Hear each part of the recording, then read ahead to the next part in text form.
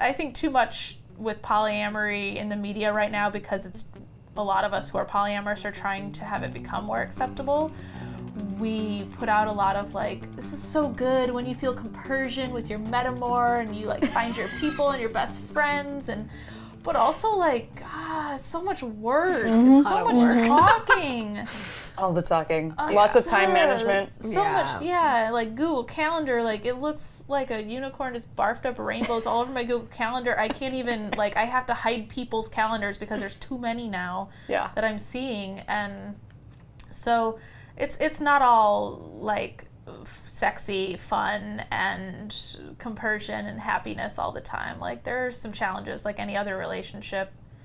And now you got like other dynamics to add to the mix too.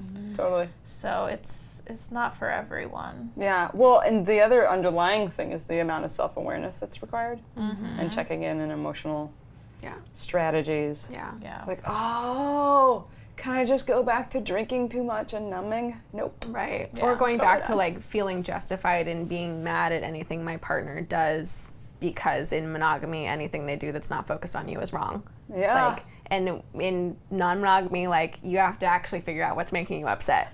Like, instead of just being like, you're a bad partner, like, you have to be like, no, actually, wow, I have deep attachment issues and I'm worried that you're like, and you have to like do that work. And it's really hard. Yeah. It's really hard. Yeah. Yeah. Oh.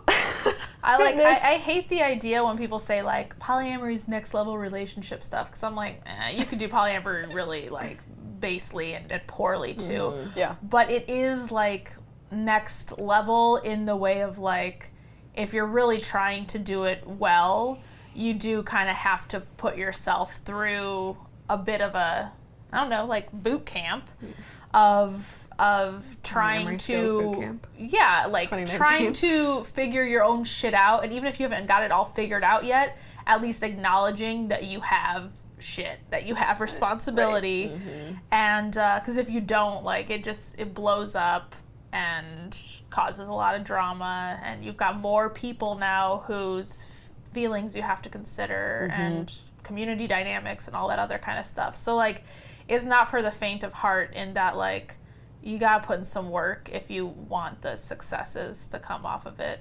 Yeah. But that's monogamy too. You gotta put in work if you want successes. Yeah. If you're like lazy about any kind of relationship, it's only gonna coast for so long until you're like, oh, this is not good.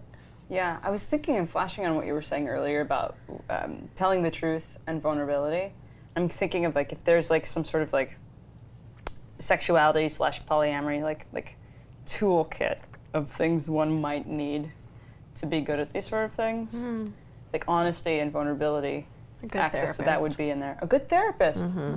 Yeah, fair. For everyone. Help. Yeah. Help. Buddy system. Yeah, support of some sort. So even if sure. you don't have a therapist, like a friend who isn't like, well, you're only having that problem because of polyamory. Like somebody who understands and can like listen to you without judgment.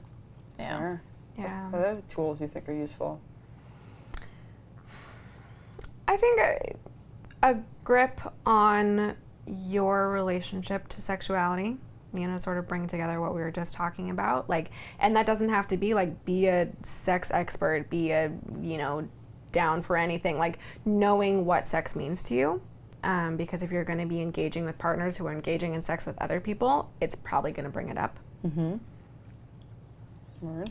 Yeah, and knowing your triggers. So like, whether that's around jealousy or attachment, like knowing the things that you need and then being able to say them. So like, if you do have attachment issues, or you do find that you're super competitive with people naturally, like knowing that and being able to tell people that you're that way, and that like, what I need is to get called out on it if I'm being super competitive, because maybe you're a professional athlete and that's like how your brain is wired. Yeah. So being able to just, it's self-awareness, like you mentioned, and not just then being aware, but being able to communicate that awareness to others. Also, time management, basic time management skills. Yeah. Yeah, that needs to go in the toolkit for sure.